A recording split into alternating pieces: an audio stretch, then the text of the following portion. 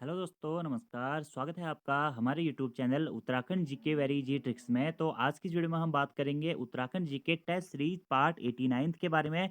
और ये सीरीज दोस्तों हमारी उत्तराखंड पोस्टमार्टम क्लासेस नाम से जानी जाती है। तो अगर आपने इससे पहले के 88 पार्ट्स नहीं देखे हैं दोस्तों, तो वो आप जरूर देख लीजिएगा। आपके आगामी एग्जाम हेतु बहुत ज़्यादा हेल्पफुल वो पार्ट्स होने वाले हैं, क्योंकि 20 से 25 नंबर या 25 से 30 नंबर के क्वेश्चन दोस्तों डायरेक्टली आपको इन पार्ट से देखने को मिल जाएंगे एग्जाम में। तो बहुत महत्वपूर्ण है, क्योंकि उन वीडियोज़ में मैंने काफ़ी डिटेल्स में आपको एक-एक प्रश्नों को एक्सप्लेन करते हुए बताया है, जहाँ से आपका सिलेबस भी मोटा-मोटा दोस्तों हर टॉपिक का कंप्लीट हो जाता है। तो वो 88 पार्ट आप ज़रूर देख लें एग्ज़ाम से पहले। और 24 अक्टूबर को आप लोगों का दोस्तों एग्ज़ाम है, उसके बाद में अगले महीने आपका नवंबर में वीडियो वीपीडी वाला एग्ज़ाम है। इसके लिए आप लोग प्रैक्टिस सेट्स दोस्तों अगर लगाना चाहते हैं, तो प्ले स्टोर से हमारी application Uttarakhand GK very easy trick download कर लीजिएगा, या उसका लिंक आपको डिस्क्रिप्शन बॉक्स में मिल जाएगा। वहाँ से आप लोग प्रैक्टिस सेट्स को अटेम्प्ट कर सकते हैं। और 4 अक्टूबर से दोस्तों हमारा एक प्रैक्टिस सेट का बैच शुरू हो रहा है आगामी एग्जाम्स की दृष्टि से, तो आप उसको भी ज्वाइन कर सकते हैं, जिसमें आपको 30 प्रैक्टिस सेट्स मिलेंगे डेली बेसिस पे एक-एक करके। और इससे पहले दोस्तों जो हमने 88 पार्ट पढ़ा था, तो 88 पार्ट्स में मैंने आपको 50-51 क्वेश्चंस कुछ बताए हुए थे।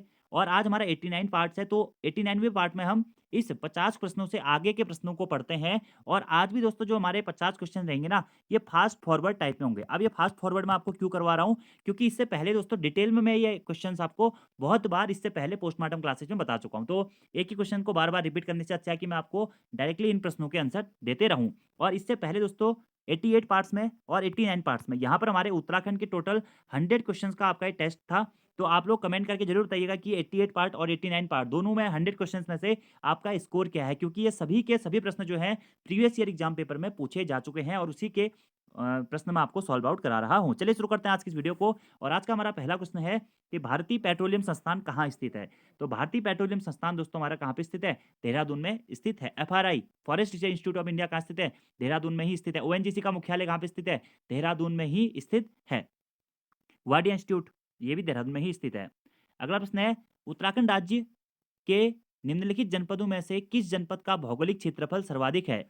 यानी कि क्षेत्रफल की दृष्टि से उत्तराखंड का सबसे बड़ा जिला कौन सा है, यह पूछा गया है। तो क्षेत्रफल की दृष्टि से उत्तराखंड का सबसे बड़ा जिला दोस्तों क्या? चमोली। तो किस जनपद का भौगोलिक क्षेत्रफल सर्वाधिक है? चमोली का क्षेत्रफल दोस्तों सर्वाधिक है 8030 किलोमीटर स्क्वायर। ठीक है। और सबसे कम क्षेत्रफल वाला जिला पूछा जाता है, तो वो था आपका चंपावत। ये भी आप याद रखिएगा।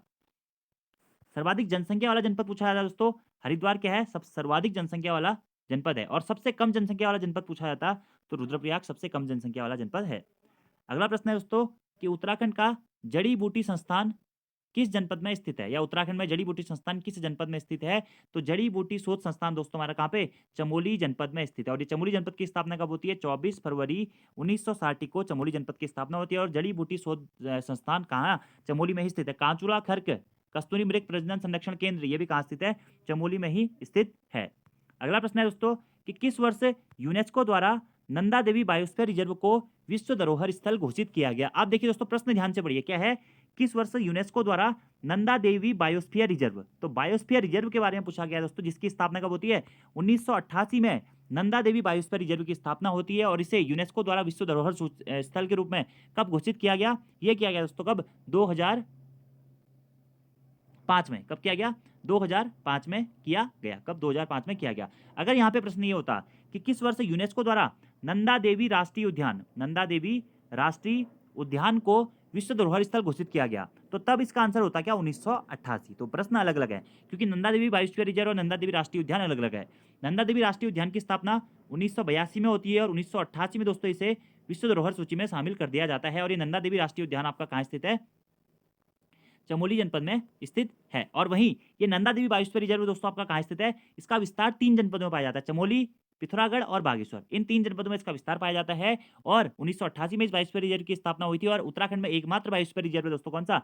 नंदा देवी बायोस्फीयर रिजर्व, जिसे 2005 में विश्व धरोहर सूची में शामिल किया गया है। अच्छा प्रश्न है, महत्वपूर्ण प्रश्न है, इसको आप लोग नोट डाउन। दोस्तों कि उत्तराखंड राज्य के निम्न में से किस जनपद में कुल भौगोलिक क्षेत्रफल का सर्वाधिक भाग वनाच्छादित है? यानी कि पूछा गया कि वनाच्छादित।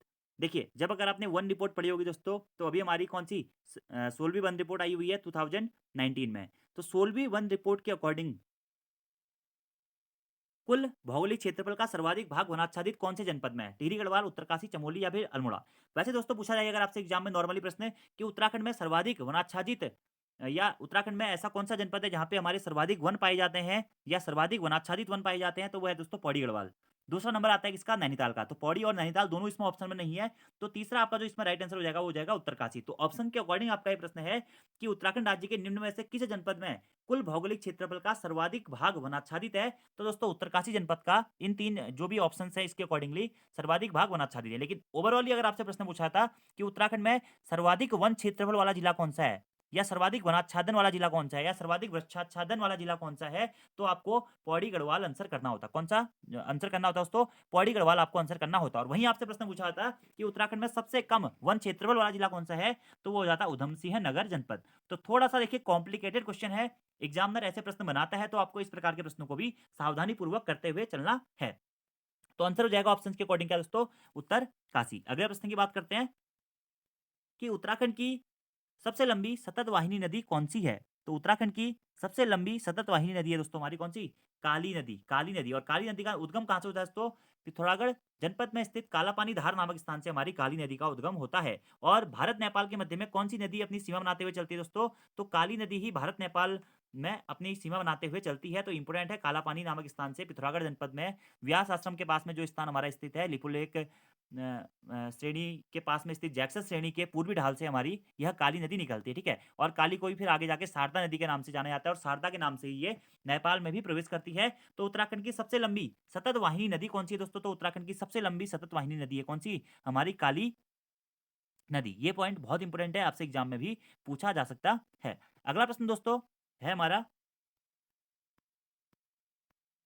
कि उत्तराखंड में अंतरिक्ष अनुप्रयोग केंद्र की स्थापना कब की गई? तो उत्तराखंड में दोस्तों अंतरिक्ष अनुप्रयोग केंद्र की स्थापना की गई थी कब? 2005 में। कब की गई थी दोस्तों? 2005 में उत्तराखंड में अंतरिक्ष अनुप्रयोग केंद्र की स्थापना की गई थी और यह प्रश्न दोस्तों पहले एग्जाम में भी पूछा जा चुका है। और इसी के साथ में दोस्तों यहाँ पे एक हमारा 2 टर्म आते हैं, एक आता है यूकोस्ट। अगर आपसे पूछा जाता है कि यूकोस्ट की स्थापना कब हुई थी? यानी कि नॉर्मली उत्तराखंड विज्ञान एवं प्रौद्योगिकी परिषद, तो उत्तराखंड विज्ञान एवं प्रौद्योगिकी परिषद की स्थापना भी 2005 में हुई थी। और वहीं आपसे पूछा जाता है कि उत्तराखंड विज्ञान शिक्षा एवं अनुसंधान केंद्र, तो उत्तराखंड विज्ञान शिक्षा और अनुसंधान केंद्र की स्थापना भी 2005 में हुई थी। इसी के साथ-साथ अगर आपसे पूछा था कि उत्तराखंड में अंतरिक्ष अनुप्रयोग केंद्र या अंतरिक्ष उपयोग केंद्र, उपयोग या अनुप्रयोग केंद्र कुछ भी आप कह सकते हैं, तो इसकी स्थापना भी 2005 ही हुई थी। तो ये 3 की 3 आपको 2005 याद रखना है। उत्तराखंड विज्ञान एवं प्रौद्योगिकी परिषद 2005, उत्तराखंड विज्ञान एवं शिक्षा अनुसंधान केंद्र 2005 और उत्तराखंड अंतरिक्ष उपयोग केंद्र या अनुप्रयोग केंद्र, इसकी स्थापना भी 2005 में ही की गई थी। अगले प्रश्न की बात करते हैं दोस्तों। अगला हमारा प्रश्न है कि चिपको आंदोलन की सक्रिय कार्यकर्ता गौरा देवी का जन्म हुआ था, कहाँ हुआ था? तो लाता गाँव में दोस्तों हमारा गौरा देवी का जन्म हुआ था। कौन से गाँव में? लाता गाँव में। और ये लाता नामक गाँव कहाँ पड़ता है दोस्तों वर्तमान में? वर्तमान में ये हमारा टिहरी गढ़वाल जनपद में स्थित है, ठीक है? टिहरी गढ़वाल जनपद। और आपको कुछ किताबों में दोस्तों ये भी देखने को मिलेगा कि ये चमोली जनपद में स्थित है। इसलिए आप ये दोनों ही याद करते हुए चलें कि गौरा देवी का जन्म कब हुआ था? सबसे पहले आपको ये याद होना चाहिए क्योंकि गौरा देवी को दोस्तों चिपको आंदोलन की प्रणेता के रूप में भी जाना जाता है, चिपको आंदोलन की सूत्रधार महिला के रूप में या चिपको वुमेन के नाम से भी जाना जाता है। और इनका जन्म 1925 में दोस्तों टिहरी गढ़वाल के लाता नामक स्थान पे हुआ था, ठीक है? और चिपको आंदोलन की शुरुआत कब से हुई थी? तो 1972, 73 या 74, वैसे मेनली हमारा माना जाता है 26 मार्च 1974 को चिपको आंदोलन की हमारी शुरुआत ऑफिशियली मानी जाती है और चिपको वुमेन के रूप में इन्हें जाना जाता है। और चिपको आंदोलन के कारण ही दोस्तों 1986 में इन्हें, कब? 1986 में गौरा देवी जी को वृक्ष मित्र पुरस्कार से भी सम्मानित किया गया था और एट लास्ट में 4 जुलाई 1991 को इनका निधन हो गया था। तो चिपको आंदोलन की सक्रिय कार्यकर्ता गौरा देवी का जन्म कहाँ हुआ था? देखिए प्रश्न बन गया है लाता गाँव टिहरी में, लाता गाँव टिहरी में, ठीक है? और जो चिपको आंदोलन शुरू हुआ था वो कहाँ से हुआ था? रैनी नामक गाँव से हुआ था दोस्तों, जो कि ऋषिगंगा घाटी में स्थित है। और कहाँ पर स्थित है ये रैनी नामक गाँव? ये दोस्तों हमारा चमोली जनपद में स्थित है, याद रखना है आपको। अगले प्रश्न की बात करते हैं कि गुरु गोरखनाथ किस सदी से संबंधित रहे हैं? देखिए ऐसे प्रश्न भी बन जाते हैं। तो गुरु गोरखनाथ दोस्तों हमारी 11वीं सदी से संबंधित रहे हैं। अब दोस्तों यहाँ से देखिए 2 प्रश्न बनते हैं। अगर आपसे पूछा जाता है उत्तराखंड में गोरखनाथ की धुनी कहाँ स्थित है? तो गोरखनाथ की धुनी कहाँ स्थित है दोस्तों? तो ये स्थित है हमारा चंपावत जनपद में। कहाँ पे स्थित है? चंपावत जनपद में गोरखनाथ की धुनी स्थित है, ठीक है? और वहीं आपसे पूछा था कि गोरखनाथ का मंदिर कहाँ स्थित है? तो गोरखनाथ का मंदिर दोस्तों आपका हरिद्वार में भी स्थित है और अल्मोड़ा में भी स्थित है क्या? गोरखनाथ का मंदिर, ठीक है? और उत्तराखंड में गोरखनाथ गुफा कहाँ स्थित है? तो ये स्थित है दोस्तों कहाँ पे? भक्तियाना श्रीनगर में। कहाँ पे? भक्तियाना श्रीनगर में। तो ये प्रश्न भी आपको डायरेक्टली नोट डाउन करने हैं। अगले प्रश्न की बात करते हैं कि निम्न में से किसने दांडी मार्च में प्रतिभाग किया था? गोविंद बल्लभ पंत, मुकुंदी लाल, बद्रीदत्त पांडे या फिर ज्योतिराम कांडपाल। तो इनमें से दोस्तों ज्योतिराम कांडपाल जी के द्वारा दांडी मार्च में प्रतिभाग किया गया था। ठीक है, दांडी मार्च उत्तराखंड से दोस्तों 3 हमारे इसमें सत्याग्रही शामिल थे गांधी जी के साथ में। 78 में से जो 3 सत्याग्रही थे कहाँ के थे? उत्तराखंड से संबंधित थे। ठीक है, तो उसी में एक व्यक्ति थे कौन? हमारे ज्योतिराम कांडपाल जी, जिन्होंने गांधी जी के साथ दांडी यात्रा में भाग लिया था। अब इससे भी दोस्तों महत्वपूर्ण प्रश्न ये बनता है कि ये दांडी मार्च जो हुआ था, ये कब हुआ था? ठीक है, तो दांडी मार्च हुआ था दोस्तों कब हमारा? 1930 में, और उत्तराखंड से 3 व्यक्तियों ने इसमें शामिल भाग लिया था। ज्योतिराम कांडपाल, भैरवदत्त जोशी और गोरखावीर खड़क बहादुर। गोरखावीर खड़क बहादुर, इन 3 लोगों ने इसमें भाग लिया था। याद रखना है आपको ये पॉइंट, ठीक है? और 78 सत्याग्रहियों में से 3 सत्याग्रही हमारे कहाँ के थे? उत्तराखंड के थे। अगले प्रश्न की बात करते हैं दोस्तों कि तालेश्वर ताम्रपत्रों का संबंध किस वंश से है? ठीक है, ये प्रश्न मैंने पूछा भी था दोस्तों। तो तालेश्वर ताम्रपत्रों का संबंध दोस्तों हमारे किससे है? पौरव वंश से है, या पौरव राजवंश से हमारा क्या है? तालेश्वर ताम्रपत्रों का संबंध है। याद रखना है दोस्तों। और ये तालेश्वर नामक स्थान कहाँ स्थित है? यह अल्मोड़ा जनपद में स्थित है, तालेश्वर नामक स्थान।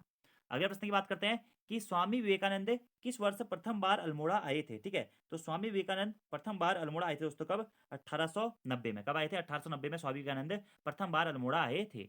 अगले प्रश्न की बात करते हैं कि कुली बेगार प्रथा कब समाप्त हुई थी? ठीक है, तो कुली बेगार प्रथा दोस्तों हमारी कब समाप्त हुई थी? 1921 को ही ऐसा माना जाता है दोस्तों हमारी कि कुली बेगार प्रथा समाप्त हो गई थी। आपको याद होना चाहिए 13 से 14 जनवरी 1921 बागेश्वर में गोमती और सरयू नदी के संगम स्थल पर बद्रीदत्त पांडे जी के द्वारा कुली बेगार आंदोलन के रजिस्टर नदी में प्रवाहित करके बहा दिए गए थे। इस कारण कुली बेगार प्रथा की जो समाप्ति मानी जाती है वह 1921 में ही मानी जाती है। ठीक है, अगले प्रश्न की बात करते हैं कि उत्तराखंड के प्रथम सूचना आयुक्त कौन थे? तो उत्तराखंड के प्रथम मुख्य सूचना आयुक्त कौन थे दोस्तों? आर के सुधांशु जी, अजय विक्रम सिंह जी, आर एस टोलिया जी या एन एस नपच्याल जी। तो प्रथम सूचना आयुक्त थे तो कौन दोस्तों?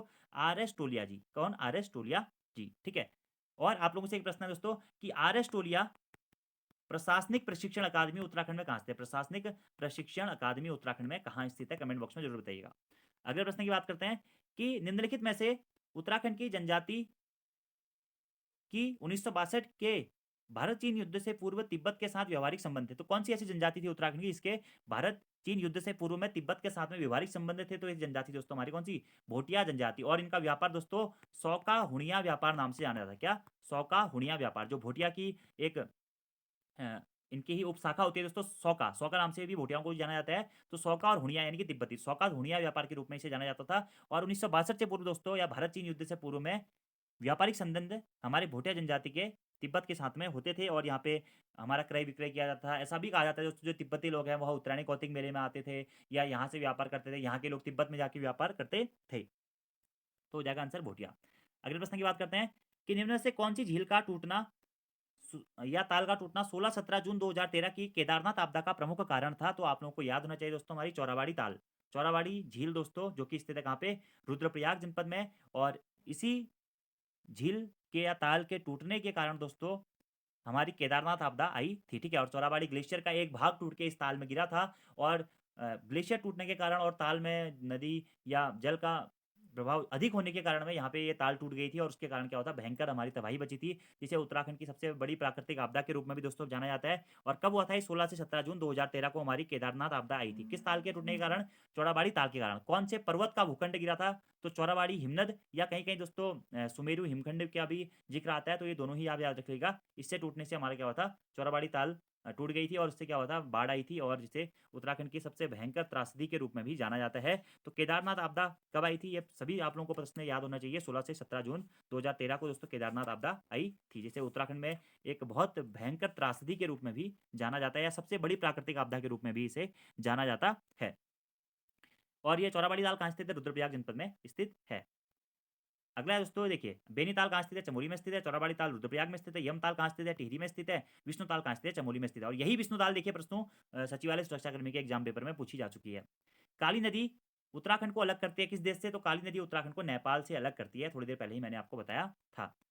अगला प्रश्न है, निम्न में से कौन सा एक पंचप्रयाग में शामिल नहीं है? देवप्रयाग, रुद्रप्रयाग, केशवप्रयाग या नंदप्रयाग। तो इसमें से दोस्तों हमारा केशवप्रयाग पंचप्रयाग में शामिल नहीं है। तो केशवप्रयाग हमारा दोस्तों इसे मूलतः प्रथम प्रयाग के रूप में जाना जाता है, लेकिन ये दोस्तों पंचप्रयाग में शामिल नहीं है। उत्तराखंड में 14 या 16 प्रयाग हमारे टोटली पाए जाते हैं, उसमें से एक प्रयाग के रूप में इसे जाना जाता है। लेकिन पंच प्रयाग में दोस्तों हमारा केशव प्रयाग शामिल नहीं है। केशव प्रयाग कहाँ पड़ता है? चमोली जनपद में दोस्तों स्थित है, जहाँ पे अलकनंदा और सरस्वती नदी का संगम होता है। तो अलकनंदा और सरस्वती नदी के संगम स्थल के रूप में हम केशव प्रयाग को जानते हैं, ठीक है। जबकि जो अन्य प्रयाग है दोस्तों हमारे कौन से? विष्णु प्रयाग, नंद प्रयाग, देव प्रयाग, रुद्र प्रयाग और कर्ण प्रयाग, ये हमारे पंच प्रयाग में शामिल रहते हैं। अगला प्रश्न है, उत्तराखंड के किस शहर में राष्ट्रीय तकनीकी संस्थान की स्थापना की गई है? तो राष्ट्रीय तकनीकी संस्थान की स्थापना दोस्तों हमारे कहाँ पे? श्रीनगर पौड़ी गढ़वाल में की गई है, ठीक है। एनआईटी भी बोलते हैं इसे, एनआईटी की स्थापना कहाँ पे की गई है दोस्तों? श्रीनगर में की गई है। तो देखिए कभी कभी हिंदी इंग्लिश का भी फर्क पड़ जाता है, तो ऐसे प्रश्नों को आपको एग्जाम में ध्यान से करना है। राष्ट्रीय तकनीकी संस्थान, ठीक है, नेशनल इंस्टीट्यूट ऑफ टेक्नोलॉजी भी इसे कहा जाता है। कहाँ स्थित है? श्रीनगर पौड़ी गढ़वाल जनपद में स्थित है। अगला प्रश्न है, निम्नलिखित में से कौन सा स्थान स्थित है पिथौरागढ़ में? ठीक है, तो पिथौरागढ़ में इनमें से कौन सा स्थान स्थित है? मुंशियारी, डीडीहाट, धारचूला, सभी। तो ये मुंशियारी, डीडीहाट और धारचूला ये सभी दोस्तों हमारे कहाँ? पिथौरागढ़ जनपद में स्थित स्थान है। अगला प्रश्न है, निम्न में से उत्तरकाशी जनपद में स्थित है गंगोत्री, यमुनोत्री, बड़कोट या फिर सभी? तो उत्तरकाशी जनपद में दोस्तों ये सभी स्थित है। गंगोत्री ग्लेशियर, गंगोत्री चोटी, गंगोत्री मंदिर, यमुनोत्री ग्लेशियर, यमुनोत्री चोटी, यमुनोत्री मंदिर और बड़कोट नामक स्थान दोस्तों हमारा कहाँ स्थित है? उत्तरकाशी जनपद में ही स्थित है। और इस उत्तरकाशी जनपद की स्थापना होती है दोस्तों कब? 24 फरवरी 1960 को, ठीक है। पिथौरागढ़ जनपद की स्थापना भी कब होती है? 24 फरवरी 1960 को ही पिथौरागढ़ जनपद की भी स्थापना होती है। अगले प्रश्न की बात करते हैं कि भारत इलेक्ट्रॉनिक्स लिमिटेड उत्तराखंड में कहाँ स्थित है? तो भारत इलेक्ट्रॉनिक्स लिमिटेड दोस्तों हमारा कहाँ पे? कोटद्वार पौड़ी गढ़वाल जनपद में स्थित है। क्या? भारत इलेक्ट्रॉनिक्स लिमिटेड, BELB से कहा जाता है। कहाँ स्थित है? पौड़ी गढ़वाल जनपद के कोटद्वार में स्थित है। और वहीं आपसे पूछा था उत्तराखंड में BHEL कहाँ स्थित है? भारतीय हैवी इलेक्ट्रिकल्स लिमिटेड कहाँ स्थित है? यह हरिद्वार में स्थित है। अगला प्रश्न है, उत्तराखंड के किस शहर में भारतीय प्रबंधन संस्थान की स्थापना की गई थी? तो भारतीय प्रबंधन संस्थान दोस्तों इसे IIM के नाम से भी जाना जाता है, इंडियन इंस्टीट्यूट ऑफ मैनेजमेंट के नाम से भी इसे जाना जाता है। ये कहाँ पे स्थित है? काशीपुर में दोस्तों स्थित है। उधम सिंह नगर जनपद के काशीपुर में स्थित है क्या? भारतीय प्रबंधन संस्थान। तो आंसर हो जाएगा क्या? Option number D, Kashipur. बहुत इंपॉर्टेंट प्रश्न है दोस्तों। अब कब इसकी स्थापना हुई थी? 2011 में। उद्घाटन कपिल सिब्बल ने किया था। तो आप लोगों से एक प्रश्न दोस्तों ये है कि कौन सी पंचवर्षीय योजना के तहत भारतीय प्रबंधन संस्थान की स्थापना हुई थी? आपको कमेंट बॉक्स में बताना है। और यही प्रश्न डिट्टो यही प्रश्न दोस्तों आपके फॉरेस्ट गार्ड के एग्जाम पेपर में पहले पूछा जा चुका है। अगला प्रश्न है, चिपको आंदोलन किसकी सुरक्षा के लिए प्रारंभ किया गया था? तो वनों की सुरक्षा के लिए दोस्तों चिपको आंदोलन की प्रारंभ किया गया था, ठीक है। 26 मार्च 1974 मूलतः चिपको आंदोलन की डेट मानी जाती है। और शुरुआत तो इसकी वजह से 1972 के आसपास से ही हो जाती है, ठीक है। तो वन संबंधी आंदोलन था। चिपको आंदोलन के प्रणेता या शुरू करने का श्रेय दोस्तों सुंदरलाल बहुगुणा जी को जाता है। उसी के साथ साथ में चंडी प्रसाद भट्ट जी को भी जाता है। और चिपको वुमेन के नाम से गौरा देवी जी को जाना जाता है। अगला प्रश्न बात करते हैं, राष्ट्रीय अभिलेखागार उत्तराखंड में कहाँ स्थित है? तो राष्ट्रीय अभिलेखागार स्थित है कहाँ पे दोस्तों? हमारा नई दिल्ली में। कहाँ पे? नई दिल्ली में यह स्थित है। तो ये सॉरी थोड़ा सा उत्तराखंड से बाहर का क्वेश्चन हो गया कि राष्ट्रीय अभिलेखागार कहाँ स्थित है, तो ये नई दिल्ली में स्थित है, ठीक है। अगला प्रश्न है, उत्तराखंड में बुग्याल क्या है? मतलब टोटली हमारा बुग्याल क्या होते हैं? खेल का मैदान होता है, पहाड़ों में घास के मैदान होते हैं, सूखे जंगल होते हैं, या इसमें से कोई नहीं? तो बुग्याल क्या होता है? आप सभी लोगों को पता होगा दोस्तों क्या होता है? घास के मैदानों को हम क्या कहते हैं? बुग्याल कहते हैं। क्या? घास के मैदान हमारे बुग्याल कहलाते हैं। और उत्तराखंड में क्या है? कई सारे दोस्तों बुग्याल स्थित हैं। जैसे कि अगर उत्तराखंड में सबसे प्रसिद्ध बुग्याल के बारे में बात करूं दोस्तों, तो आपसे वेदिनी बुग्याल, वेदिनी बुग्याल जो कि उत्तराखंड का सबसे बड़ा बुग्याल माना जाता है। तो उत्तराखंड का सबसे बड़ा बुग्याल कौन सा है? वेदिनी बुग्याल, जो कि चमोली जनपद में स्थित है। राष्ट्रीय दृष्टिबाधित संस्थान कहाँ स्थित है? या राष्ट्रीय दृष्टिबाधित जन संस्थान कहाँ स्थित है? ठीक है, तो ये दोस्तों हमारा कहाँ पे? देहरादून में स्थित है। अगले प्रश्न की बात करते हैं कि गोविंद वल्लभ पंत हिमालय पर्यावरण और विकास संस्थान कहाँ स्थित है? तो गोविंद वल्लभ पंत हिमालय पर्यावरण एवं विकास संस्थान दोस्तों अल्मोड़ा में स्थित है, ठीक है। अल्मोड़ा के कोसी कटारमल नामक स्थान पे गोविंद वल्लभ पंत जीवी पंत हिमालय पर्यावरण और विकास संस्थान स्थित है। अगला प्रश्न है, भारत का वाइल्ड लाइफ संस्थान कहाँ स्थित है? तो बताने की जरूरत नहीं है दोस्तों, वन नगर के रूप में देहरादून को जाना जाता है। तो वाइल्ड लाइफ संस्थान या वाइल्ड लाइफ इंस्टीट्यूट या फिर हम कह सकते हैं वन प्रबंधन संस्थान हमारा कहाँ स्थित है? देहरादून में ही स्थित है। अगला प्रश्न है दोस्तों कि रणवीर सिंह बिष्ट जी का संबंध किस क्षेत्र से है? तो रणवीर सिंह बिष्ट जी का संबंध है दोस्तों किससे? पेंटिंग से। पेंटिंग से इनका संबंध मेनली माना जाता है। किसका? रणवीर सिंह बिष्ट जी का, ठीक है, चित्रकारिता से। अगले प्रश्न की बात करते हैं कि सन 2011 में लोकायुक्त बिल पारित करने वाला भारत में पहला प्रदेश कौन सा है? या लोकायुक्त बिल पारित करने वाला भारत में कौन सा पहला प्रदेश है? ठीक है, महाराष्ट्र, उत्तराखंड, गुजरात या फिर दोस्तों राजस्थान? तो उत्तराखंड लोकायुक्त बिल पारित करने वाला देश का पहला राज्य है। और कब पारित किया था लोकायुक्त बिल उत्तराखंड ने? 2011 में। और यह प्रश्न दोस्तों एग्जाम में भी पूछा जा चुका है। अगला प्रश्न है, मूलतः चिपको आंदोलन किसके विरोध में था? वनों के कटाव, ध्वनि प्रदूषण, जल प्रदूषण या फिर मृदा कटाव? तो वनों के कटाव से संबंधित था मूलतः हमारा क्या, चिपको आंदोलन।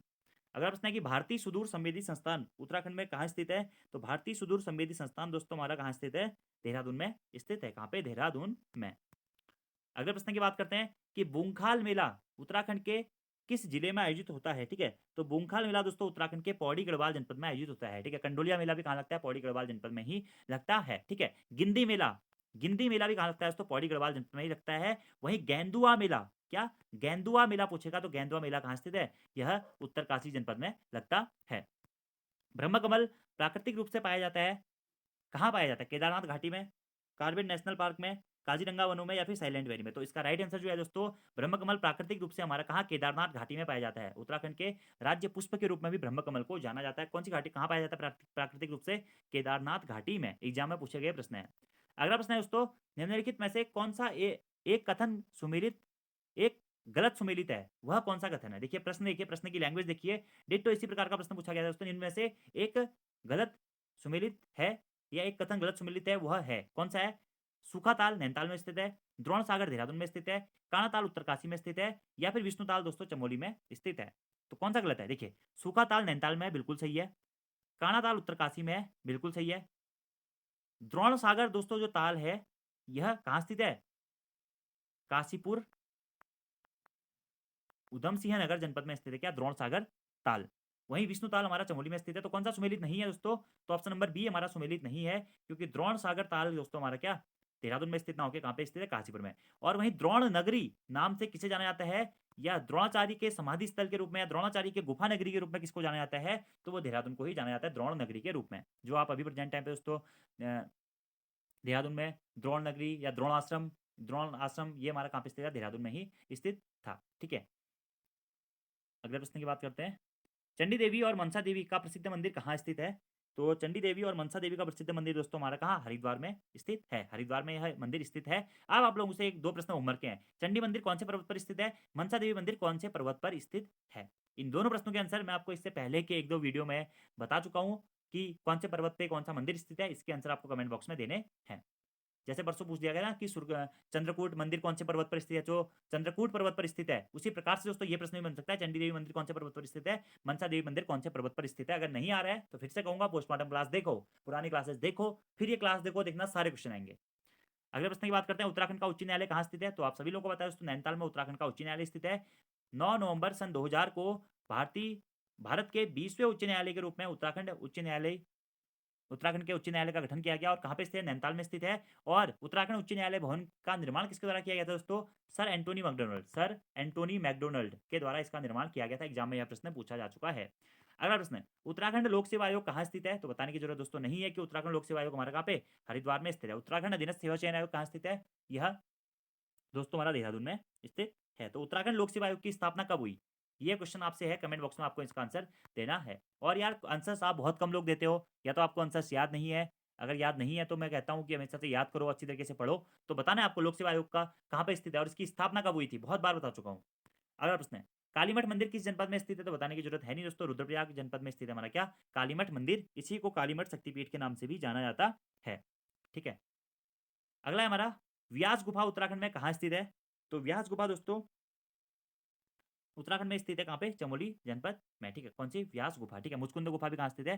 चमोली जनपद में ही स्थित है। और अभी हाल ही में जो मैंने आपको पंचबद्री वाली वीडियो बनाई थी ना, एक क्वेश्चन मैंने आपको कराया था, देखना 80 के बाद वाले पार्ट में ही है, पंचबद्री या पंच केदार के बारे में। और हमेशा से मैं कहता था कि वो प्रश्न आएगा ही आएगा। और सचिवालय सुरक्षा कर्मी में आपने देखा कि वो पंचबद्री और पंच केदार वाले टॉपिक से 4 प्रश्न हमारे आए थे। और वो 4 में से दोस्तों 3 प्रश्न ऐसे थे जो मैंने आपको एक ही क्वेश्चन के एक्सप्लेनेशन में बताए थे, और स्पेशली लिख के भी बताए थे। तो इसीलिए कहता हूं कि क्लासेस को सीरियसली लिया करो, अच्छी तरीके से पढ़ा करो। अगर अच्छे से पढ़ोगे तो एग्जाम में निश्चित ही दोस्तों आपके प्रश्नों को सही करके आ सकते हैं। जैसे आज ही की वीडियो आप देख लो, सभी प्रश्न एग्जाम में आए हैं। इससे पिछली वीडियो में देखिए विष्णु दाल एग्जाम में आ गया, इसी में से 2-3 प्रश्न आपको एग्जाम में आ रखे हैं। तो ऐसा नहीं है कि एग्जाम में सारे प्रश्न नहीं आते, कुछ प्रश्न दोस्तों सरल भी आते हैं, कुछ प्रश्न पुराने प्रीवियस ईयर पेपर से भी आते हैं। तो आपको वैसे प्रश्न बिल्कुल भी गलत नहीं करने हैं जो इजी आते हैं। ठीक है, बाकी एक दो क्वेश्चन हार्ड आते हैं तो वो सभी के लिए हार्ड आते हैं, तो उनकी ऐसी दिक्कत मत लीजिए।